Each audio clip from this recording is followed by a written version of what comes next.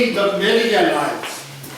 By way of introduction, a favorite tactic of movie writers is to get the hero in a predicament from which it seems impossible to escape. For example, the hero is at the end of the plank of the pirate ship blindfolded, hands tied behind him and his feet weighted. The hero says to the pirate captain, "Now I have you right where I want you." Okay. God called Gideon to fight the Midianites. Gideon had sounded and rallied Israel to fight against Midian. 32,000 men pitched their tents around Gideon, ready to fight. There was a problem. Humanly speaking, the odds of Gideon defeating Midian were poor, but not poor enough for God. God had whittled Gideon's army down to where he and Gideon could save the Midianites. Now we have you just where we want you. All right, well, we'll look at the first 8 verses here. Early in the morning, Jerubbaal, that is Gideon, and all his men camped at the spring of Harod. The camp of Midian was north of them in the valley near the hill of Moreh. The Lord said to Gideon, "You have too many men for me to deliver Midian into your hands. In order that Israel may not boast against me that her own strength has saved her, announce now to the people, anyone who trembles with fear may turn back and leave Mount Gilead." So 22,000 men left, while 10,000 remained. But the Lord said to Gideon, "There are still too many men. Take them down to the water, and I will sift them there for you. If I say, 'This one shall go with you,' he shall go. But if I say, 'This one shall not go with you,' he shall not go." So Gideon took the men down to the water. There the Lord told him, "Separate those who lap the water with their tongues like a dog from those who kneel down to drink." 300 men lapped with their hands to their mouths. All the rest got down on their knees to drink.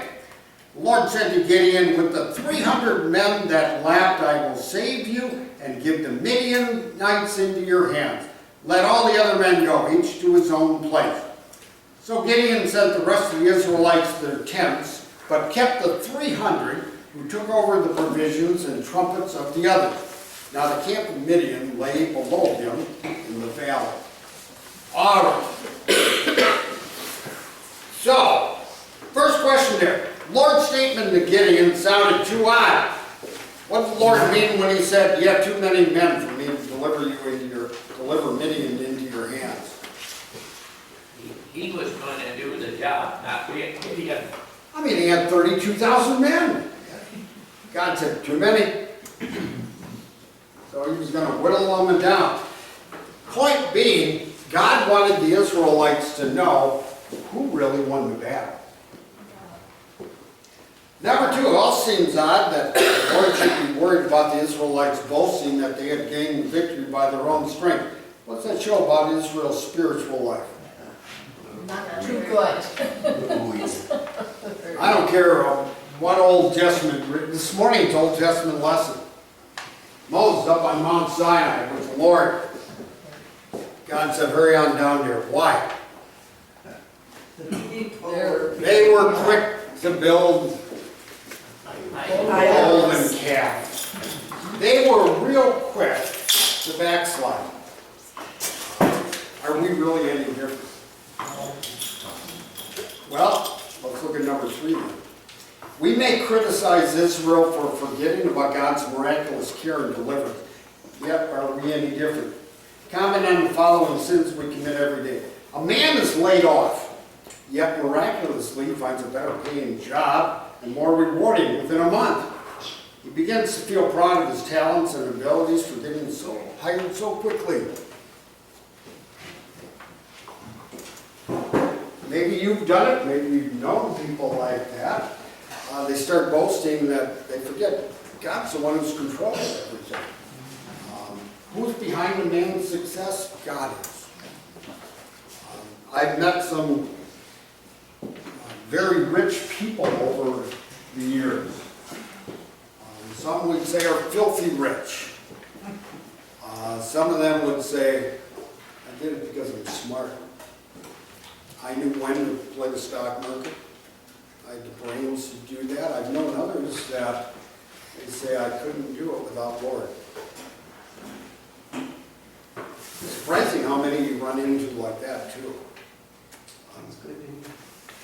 One I think of right off the top of my head was Marvin Schwann. Schwann Ice Cream.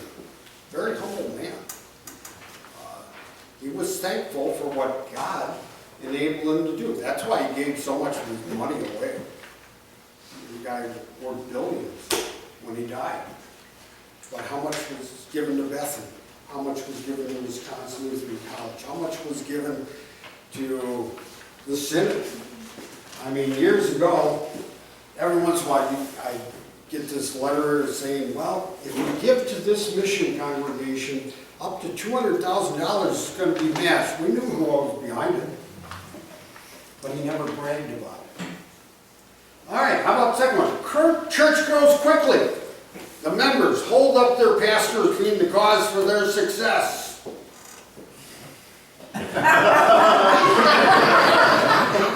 Hey, right? I had nothing to do with it. God built his church in spite of it.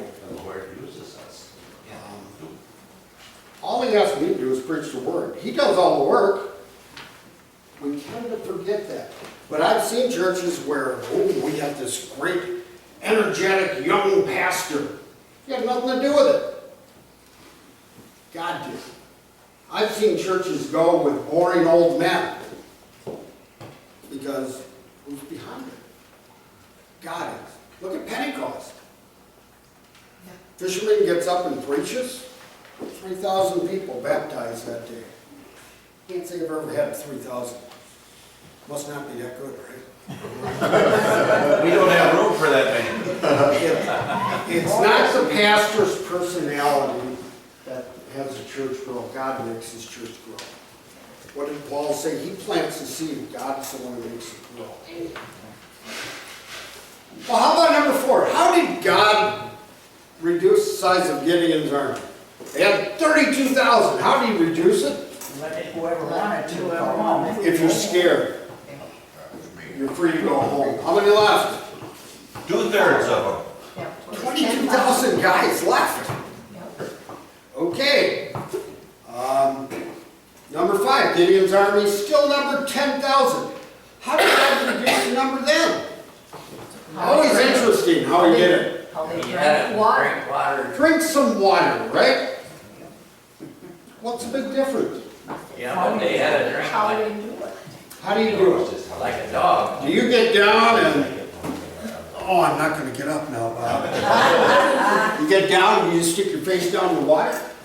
No. Or do you just kind of bend down and, And you. what's the big difference? Well, the one is watching for enemies. Yeah, if you have your face planted in the water, you can't see anything. But if you're using your hand to lap it, you're keeping your eye out on what's going on. How many were like that? 300. Think about that for one. 300 guys. Ugh. Well, number 6. The Midianites and their allies were told were as thick as locusts. Their camels were as numerous as the sand on the seashore. Gideon and the Lord had 300 men. Why did the Lord finally have the Midianites and Israelites right where he wanted them? To show his power. He was about to show his power. And there was going to be a victory for Israel. Who brought about the victory? God. God did. Well, if we look at 2 Corinthians 12, Paul writes, to keep me from becoming conceited because of these surpassing great revelations, there was given me a thorn in my flesh, a messenger of Satan to torment me. 3 times I pleaded with the Lord to take it away from me. But he said to me, my grace is sufficient for you, for my power is made perfect in weakness. Therefore I will boast all the more gladly about my weaknesses, so that Christ's power may rest on me. That is why for Christ's sake I delight in weaknesses, in insults, in hardships, in persecutions, in difficulty. For when I am weak, then I am strong. So, compare Gideon and Paul in respect to their weaknesses. I mean, you look at what Paul says. When he was weak, he was by his own strength? No, because of God. And it's the same thing for Gideon.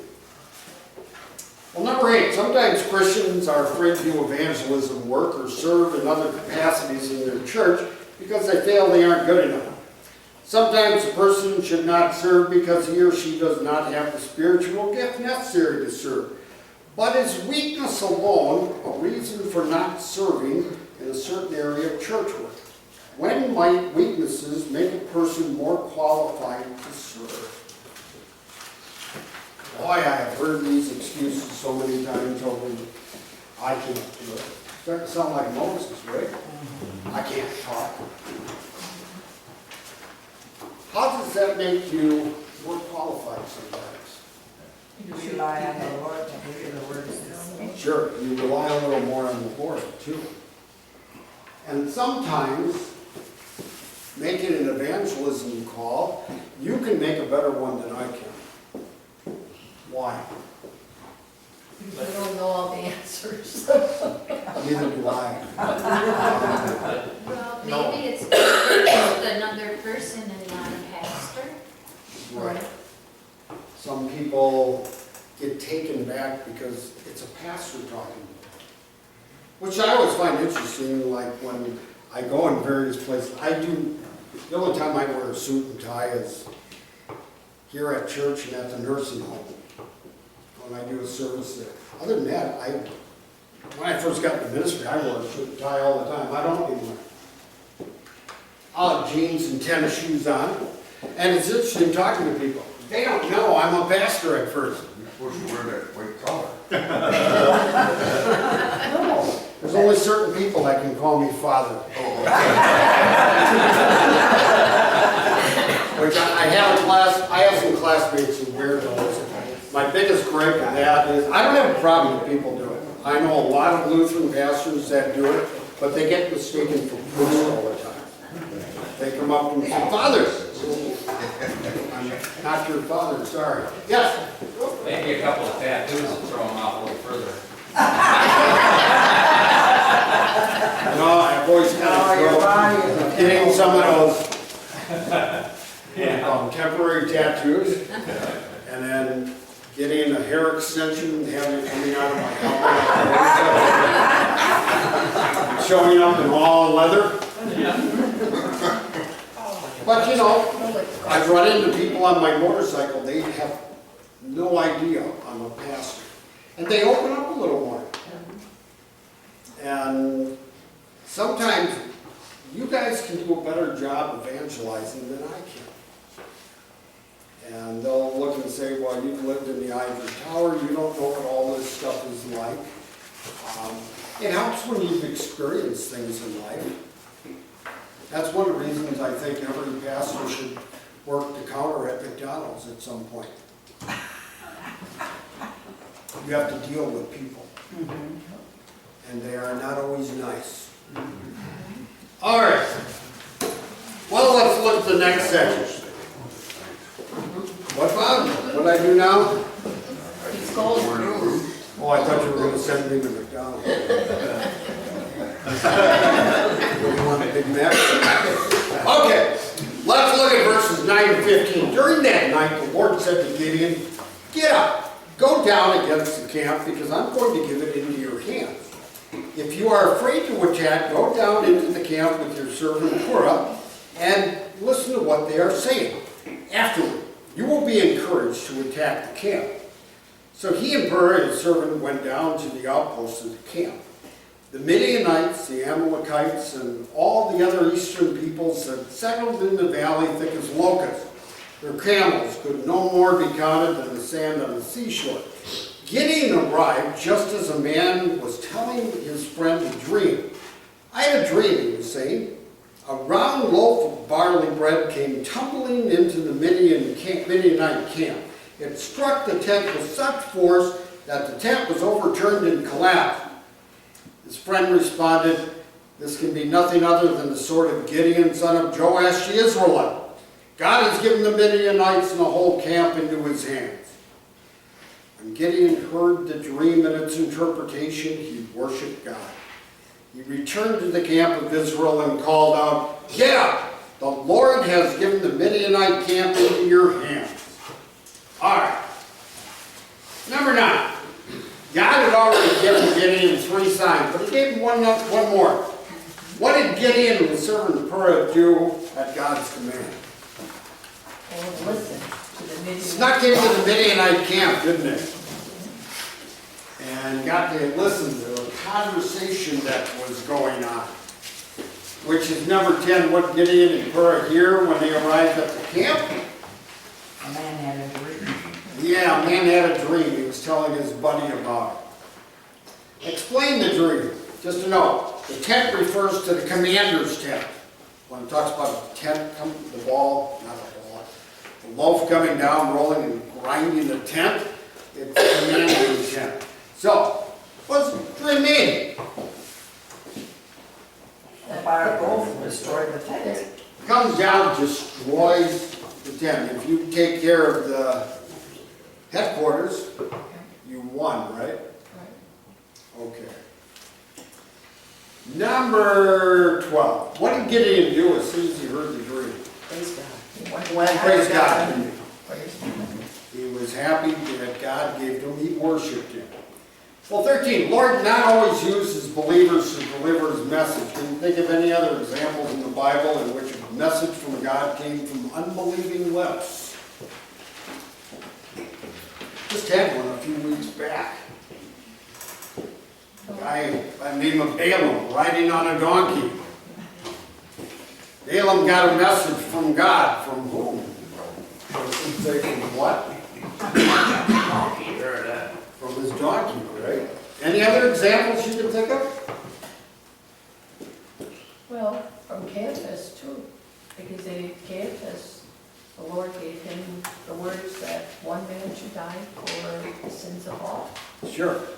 Caiaphas got the message from God, even though it wasn't exactly what Caiaphas was thinking, but better that one man die and the whole nation perish. In the book of Acts, what's the guy's name? Demetrius? I can't remember. But he was counseling, Pharisees were all upset. Sanhedrin was upset because what's happening with this message about Jesus? And this guy gets up and he says, if it's really from God, Yeah, you can't stop it. If it's not. And if it's not, it's going to fall down. Well, where'd it come from? Still going today, isn't it?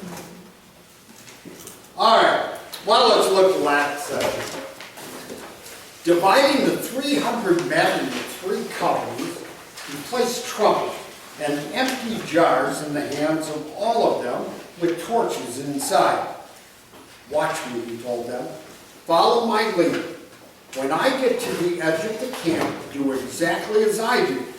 When I and all who are with me blow our trumpets, then from all around the camp blow yours and shout for the Lord and for Gideon." Gideon and the men, or the 100 men with him, reached the edge of the camp at the beginning of the middle watch, just as they changed the guard. They blew their trumpets and broke the jars that were in their hands. The 3 companies blew their trumpets and smashed the jars. Grasping the torches in their left hands and holding in their right hands the trumpets they were to blow, they shouted, "A sword for the Lord and for Gideon." While each man held his position around the camp, all the Midianites ran, crying out as they fled. When the 300 trumpets sounded, the Lord caused the men throughout the camp to turn on each other with their swords. The army fled to Beth-Shittah toward Zerer, and at the border of Abel Mahola near Tel. Okay, interesting battle. Number 14. First, describe the details of Gideon's strategy. Got 300 men. What were they supposed to do? They each got a jar. Okay, they all got a jar, wine in it. It's in one hand, Trumpet in the other. trumpet in the other one. We're gonna put 100 men here, 100 here, and 100 over here at the border. And they were to wait till Gideon gave the sign. And then when the sign came, what were they supposed to do? They were going to break the jars. They were going to shout, and they would blow the trumpet. Okay. 15, describe the strategy. Why did Gideon carry out the attack as he did? I mean, isn't it kind of strange? He must Yeah, have but told it would've- to it, It would have made it look like there was more people there, and the sound of the trumpets in the different areas would maybe echo, and they think a lot of people were coming and not. And with all the lights too, Yep. around. Yeah, keep in mind when they would go into battle or something like that, not every man had a flashlight. I mean, it's not like today when our soldiers go out and they all have lights. Probably 1 out of 100 had a light. The commander did. But there's 300 lights here. And of course, you're making a big sound when you smash these little jars, right? You see all the lights, and then you hear the trumpets. They're shouting for the Lord and for Gideon. Keep in mind, they're in a little valley, aren't they? Like you said, they're surrounded, sort of. I mean, you're on each side. And starts going in there. Imagine you're in the camp. What do you think? You're surrounded. You look for the door. You're out. You look for the door. Looking for the door. And of course, the Lord threw them into confusion too, didn't he? Okay, so last question. Agree or disagree? Gideon and his men killed many Midianites that night. No. No, because they got. How could they? They didn't have a sword. They didn't have any swords. They did themselves. They had a trumpet in one hand, And and they had a light in the other. they had no. Actually, who did all the killing? The Midianites Them. They killed each other, right? Right. got confused.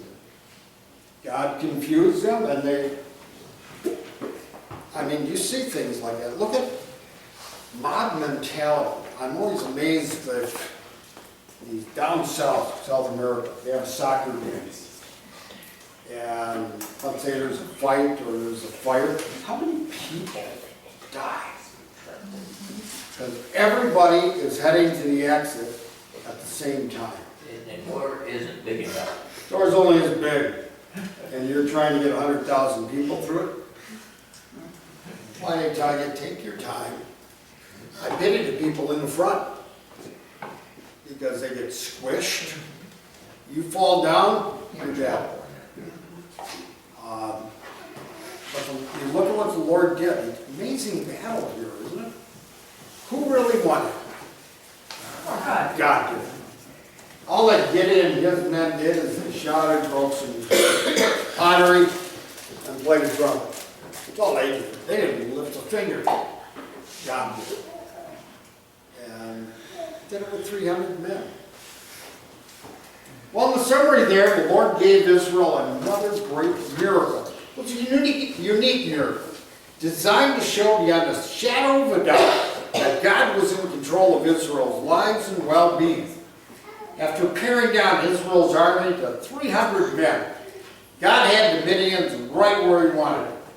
Now he could show Israel how powerful he was. We can take this lesson to heart. Only when we are weak in God's power, able to shine through. His strength can be put on display only when we are weak. So in a sense, our weakness is part of God's arsenal of weapons. You got any questions?